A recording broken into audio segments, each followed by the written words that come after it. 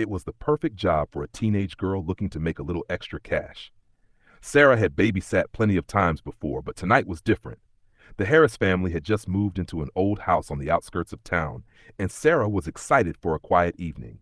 The kids, Mia 6 and Max 8, were sweet and well behaved, and Mr. and Mrs. Month Harris were going out for a late dinner. After they left, Sarah settled into the living room, glancing at the clock. It was just past 9 p.m. Mia and Max were already in bed, and the house was eerily quiet. Sarah turned on the TV, trying to relax, but something about the house made her feel uncomfortable. The creaking of the old wooden floors, the way the wind howled outside, it all felt off. She checked in on the kids, making sure they were asleep. Mia had her stuffed bear clutched tightly in her arms, and Max was sprawled out, snoring softly. She pulled the door shut behind her and made her way back downstairs. That's when she heard it. A soft, almost imperceptible sound, like a whisper or something scratching against the walls. She froze, listening. The noise came again, this time louder, like something scraping across the floorboards upstairs. Must be the house settling, Sarah muttered to herself, though her hands trembled slightly as she reached for her phone. She sent a quick text to Mrs. Harris just to check in. Everything okay? Kids are good. No response. Minutes passed and the scratching noise grew louder, closer. Her nerves were fraying now, but she convinced herself it was just a mouse or the house shifting in the wind. Still, Sarah couldn't shake the feeling that something was wrong. Suddenly, she heard a soft thud, followed by a giggle. No, not a giggle, Yugway, but a child's voice. Sarah. Her heart skipped a beat. That wasn't Mia or Max. She rushed upstairs, stepping lightly so as not to wake them, and checked on the kids again. Mia was still clutching her stuffed bear, but Max's bed was empty. Her stomach dropped. Max, she texted, even though she knew the answer. No reply.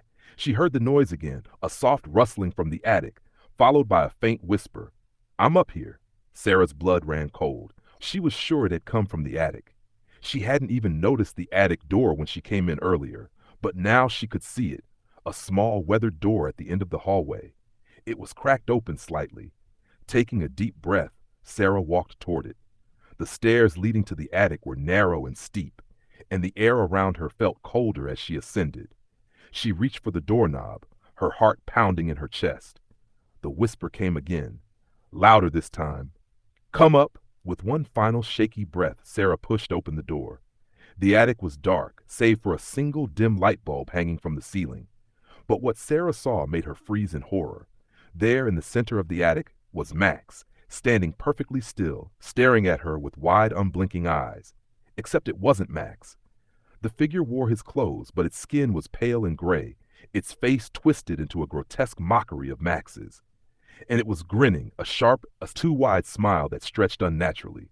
You shouldn't have come up, the thing whispered, its voice not quite Max's, but close enough to send chills down her spine. Suddenly, the attic door slammed shut behind her, plunging her into darkness. Sarah, you shouldn't have stayed, the voice cooed, now coming from every corner of the room. Panicked, Sarah fumbled for her phone, but it was dead. A soft laugh echoed in the dark. It wasn't the voice of a child anymore.